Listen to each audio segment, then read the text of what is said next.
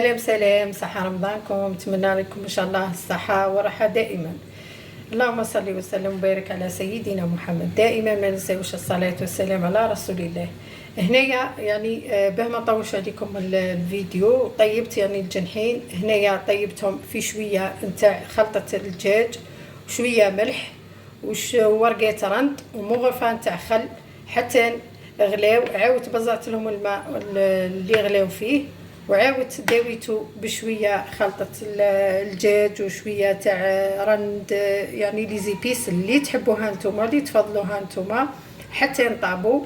من بعد ما طابوا هنايا وجدت الماريناد تاعي. هنا عندي كاس تاع حليب، درت له كاس ونص تاع فرينه، ودرت له لي زيبيس، درت له الدبشه، درت له مغرفه خل.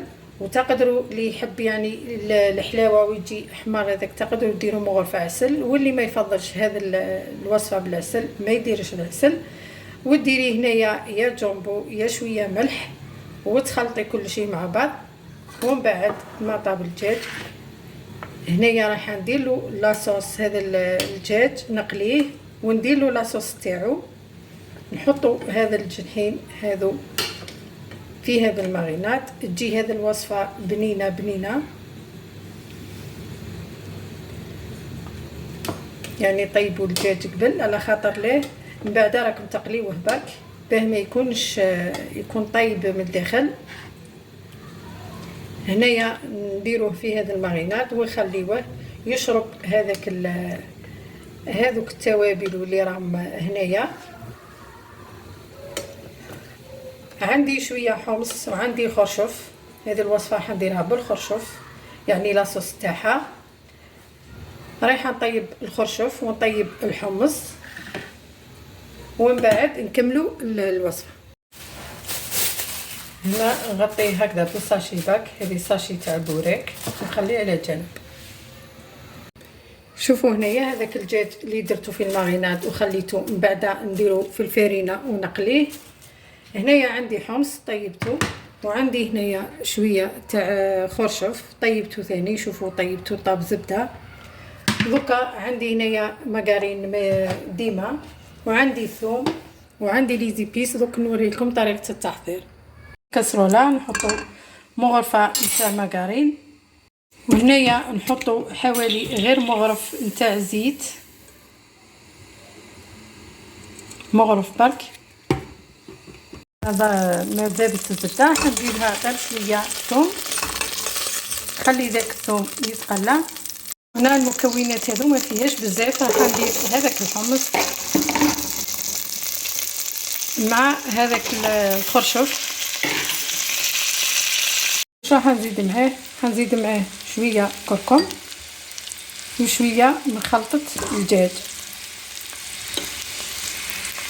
ما فيهاش يعني مكونات بزاف. وهنا رايحه نحط لها واحده نتاع مكعب الجامبو. تقدروا ما تحطوش الجامبو، تحطوا الملح. نخلوه يتقلى شويه يدخلوا هذوك التوابل، ومن بعد نمرقوه في المرق اللي طيبنا فيه هذوك الجنحين. هنا الوصفه هذه ما فيها لا بصل لا والو.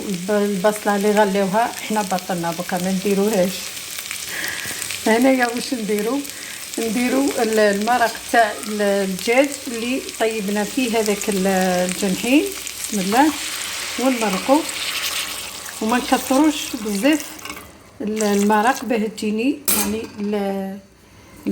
اللاصوص تاعي تكون خاثره شويه هكذا برك. ونخليها يعني كلش راه طيب، الحمص طيب، خرشف طيب. نخلي غير دوك التوابل يعني يطيبوا مع ذاك الخرشف، يدخلها التوابل باه تجي بنينه، ونطفي عليها. شوفوا كيف عقدت هذيك لاصوص جات بنينه. هنايا راح نزيد لها شويه فرميط غابي باش يعطي شويه بنه هكذا برك، ونطفي عليها ونروحوا نقليو هذاك الدجاج. هنايا ذاك الجنحين تشربوا هذيك لا ماريناد. وهنا عندي فرينه والزيت تو يسخن. هنايا هذوك الجنحين نهزهم منا نحطهم لا فارين.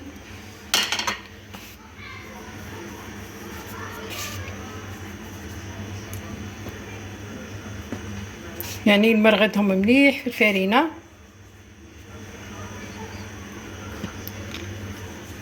تقدروا حتى ديروا لي زيبيس في الفرينه، نحطوهم يتقلاو. وهنا نزيدو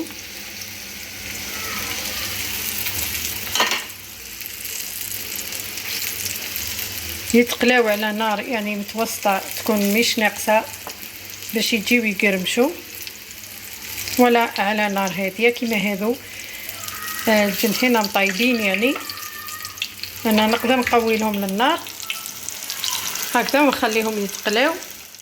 اللي تقعد لكم تقدروا تحتفظوا بها في الفريجيدير وتعاودوا تخدموا بها يعني 3 مرات 4 مرات، يعني ما يصرى لها والو.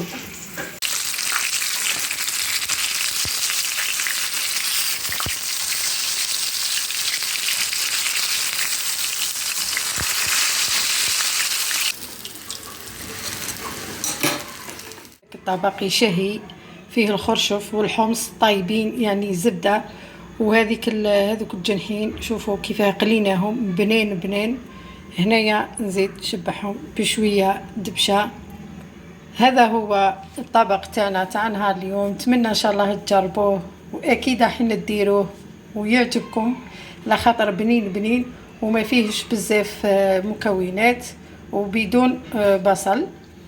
هنايا نتمنى لكم ان شاء الله دائما الراحه والصحه، وسلام وصحه فطوركم.